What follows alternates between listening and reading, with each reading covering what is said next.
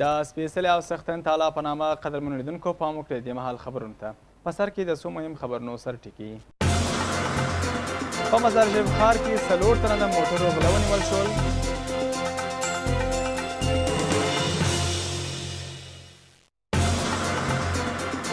د کندوز پولیس وایي چاردرې ولسوالي مو په بشپړه توګه پاک کړې ده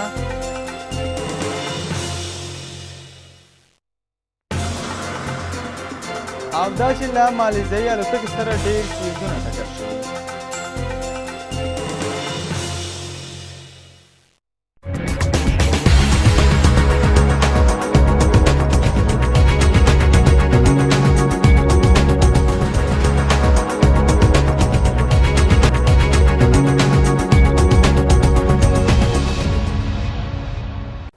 سلام شپه مو په خیر دا هم پوره خبرونه په مزار شریف ښار کې 4 تنه غله د پولیسو لخوا ونیول شول دغه ډله د مزار شریف ښار د شپږمې ناحیې په یو کور کې ځانګړی پټنځای جوړ کړی و دغه ډلې د مزار شریف ښار او شاوخوا سیمو څخه موټرونه غلا کول وروسته د رنګ په بدلولو او یا پرزه کولو سره پلورل د دې جزئیات نور خبر به زما همکار نصیر احمد ابراهیم خیل به تاسو ته وړاندې کړي عبدالرحمن رحیمي د بلخ ولایت د امنیې قماندان په یوه خبري کنفرانس کې د دې خبرې په پخلی سره یې زیاته کړه نه تنها در بلخ بلکه در سایر ولایات و در مرکز در کابل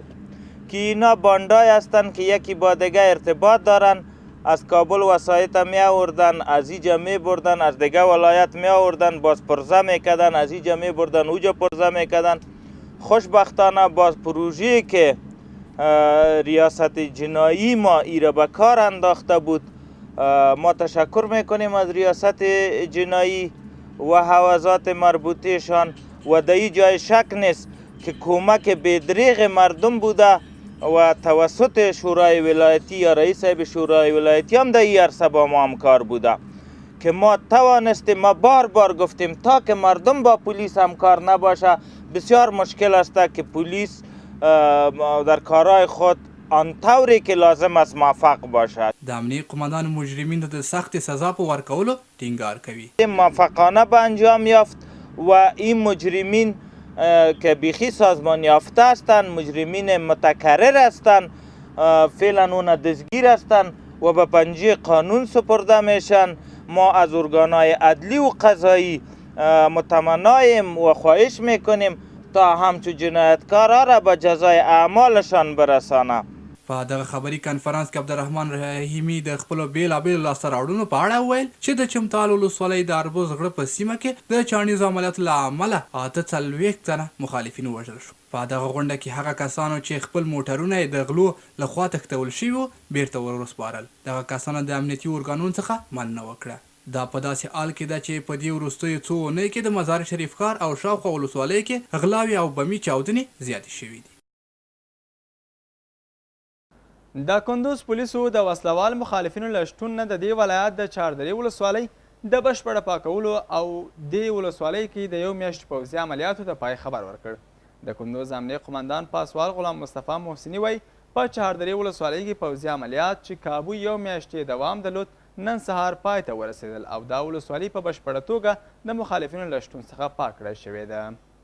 محسني چې نن یې په چاردرې ولسوالۍ کې په یوه خبري ناسته کې خبرې کولې ویې ویل د دې عملیاتو په ترڅ کې 212 وسلوال مخالفین مړه ټاپیان او یا نیول شوي چې په منځ کې د هغو څو مشران هم شامل دي د کندوز امنیې قماندان په دې عملیاتو کې د امنیتي ځواکونو تلفات نه ردوي خو وایي د دوی تلفات ډیر کم دي د ښاغلي محسني په وینا د همګړي په چاردره کې امنیت ټینګ دی او د هغه شمیر خلک چې د جګړو له کبله د خپلو کورونو پرېښودو ته اړ شوي وو اوس بیرته خپلو سیمو ته راستانه شوي دي نوموړي همداراز ویل چې د امنیت د ساتلو او د مخالفینو د بیرته راتګ د مخنیوي په موخه په تصفیه شویو سیمو کې 15 نوې پوستې جوړې کړې دي کابو یو میاشت مخکې طالبانو پر چاردرې ولسوالۍ پراخ بریدونه وکړل او د امنیتي پوستو په ګډون یې د دې ولسوالۍ ډېرې سیمې تر خپل کنټرول لاندې راوستې دا په داسې حال کې ده چې د کندوز پولیس له دې وړاندې د مخالفین له شتون د خان آباد ولسوالۍ د آقتاش سیمې د پاکولو خبر هم ورکړی و هغه سیمې چې یو میاشت مخکې کابو 20 کلي د طالبانو په لاس کې وي د هند د بهرنیو چارو وزیره سوشما سوارج نن سهار کابل ته ورسید د راپورونو پر بنسټ سوشما سوارج د هندي د نوي حکومت له رامنځته کېدو سره د دغه پوسټ ته نومول شوی او افغانستان ته په خپل دغه سفر کې بله یو شمېر مقاماتو سره په مختلفو موضوعاتو خبرې وکړي. میرمن سوار کابل ته له راتلو وړاندې د یوې خبرې ناستې په ترڅ کې ویلي وو چې هیواد به د افغانستان د نوي حکومت په رامنځته کېدو سره د بیا رغونې په برخه کې خپلو مرستو ته دوام ورکوي. ویل شوي چې اغلې سوار به د افغانستان د بهرنیو چارو له وزیر او ولسمشر کاري سره د دفاع او امنیتي همکاریو په ګډون د ستراتیژیکو همکاریو د دوام په تړاو خبرې وکړي. هند د افغانستان له ستراتیژیکو ملګرو څخه دی چې په تیرو څو کلونو کې له افغانستان سره میلیونونه ډالر مرسته کړې ده. دغه هیواد په خپله وروستۍ ژمنه کې ویلي چې له افغان امنیتي ځواکونو سره د تجهیزاتو په برخه کې مرسته کوي. همداشان ویل کیږي چې د هند بهرنیو چارو وزیر په کابل کې د دغه سفر په ترڅ کې له افغانستان سره د پوځي مرستو په اړه هم له افغان مقاماتو سره خبرې وکړي. په عین حال کې ټاکل شوی میرمن سوار نن د افغانستان د بهرنیو چارو له وزیر سره په یوه ګډه خبري ناسته کې هم راڅرګنده شي.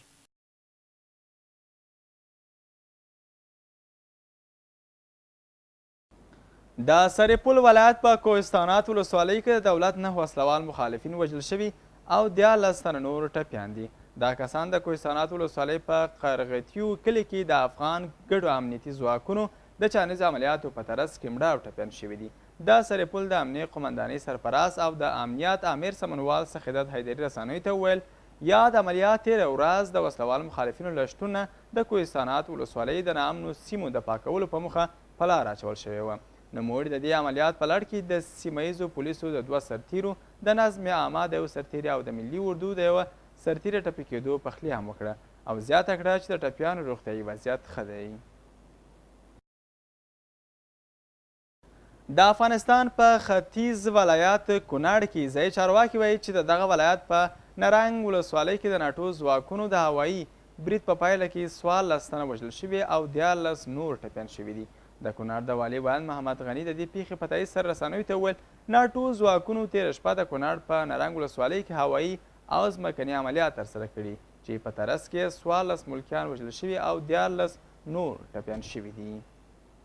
دا عملیات د نارنګ ولسوالۍ په ډیوه کلي نومي سیمه کې تېره شپه هغه مهال ترسره شوي چې د سیمې خلک په خوب ویده وه. ښاغلی محمد غني ویلي چې د پیښې قربانیان ټول ملکي وګړي دي چې ښځې او ماشومان هم پکې شامل دي. ویل کېږي چې دا عملیات د ناټو او افغان ځواکونو په مرسته له یادې سیمې څخه د طالبان د شړلو په موخه ترسره شوي دي. د کونړ د والي ویاند وایي چې تر اوسه په سیمه کې د طالبانو شتون نه ده تثبیت شوی خو ټینګار کوي چې ټول وژل شوي کسان ملکیان دي. دا په داسې حال کې ده چې ویل کېږي په دې وروستیو کې په هیواد کې د بهرنیو ځواکونو د هوایي عملیاتو له امله د ملکي وګړو د مرګ ژوبلې کچه ډېره شوې ده. همدارشان ولسمشر کرزي هم د کونړ د دغې پیښې په اړه خپل غبرګونونه څرګند کړي دي. د ښاغلي کرزي ویاند ایمل فیضي په خپل ټویټر پاڼه کې لیکي چې ولسمشر ماڼۍ په دغو عملیاتو کې د ملکي خلکو وژنه په کلکو ټکو غندي. دا د دې مهال کورنۍ خبرونه بهرني خبرونه به تاسو ته له یو دمې وروسته وړاندې شي. موږ سره ملتیا وکړئ.